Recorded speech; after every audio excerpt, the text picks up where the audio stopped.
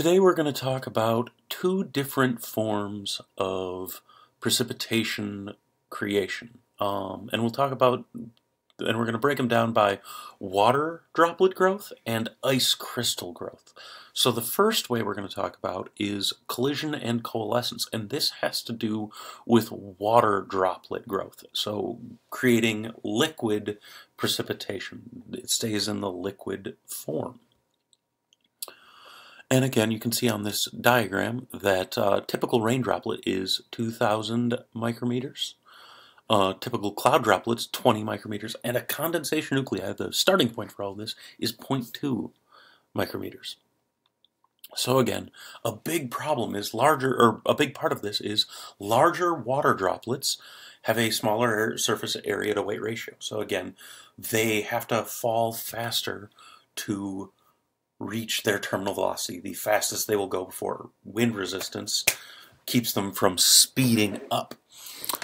So again, this means larger droplets will fall faster than smaller droplets. So larger droplets will fall and catch those smaller droplets, and they will glom together to grow a water droplet. So if you think about the two words, the water is colliding, so larger droplets hitting smaller droplets, and then coalescing or coming together.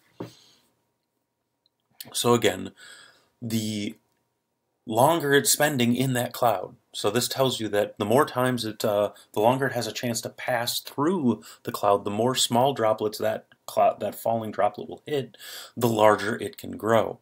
And this can happen in multiple ways. It can either be falling through a very deep cloud.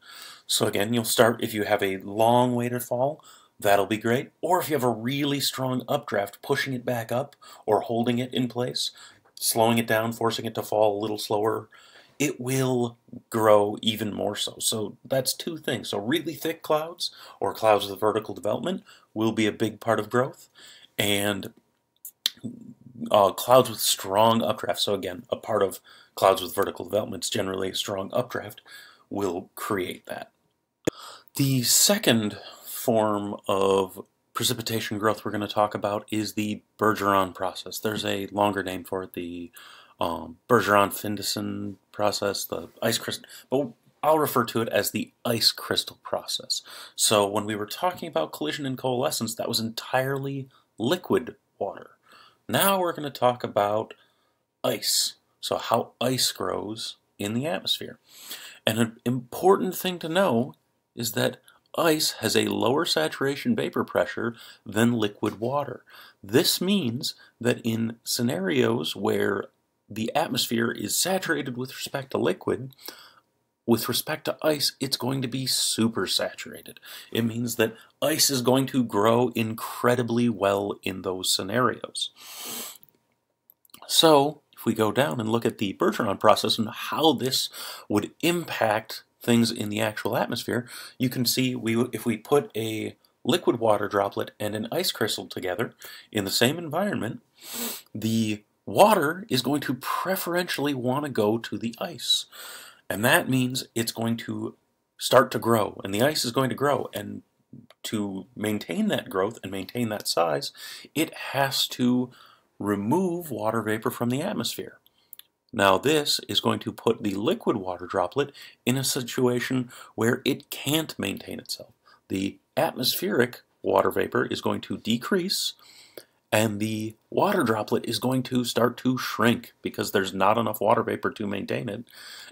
And in doing so, it's going to give up its water to the atmosphere. It's going to create more water vapor, and the ice crystal is going to grow even more.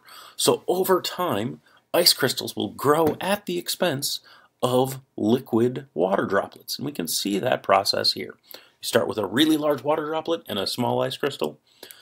The water droplet is going to start giving up water or vapor to the ice crystal, and slowly the ice crystal is going to grow, and slowly the water droplet is going to shrink and eventually evaporate.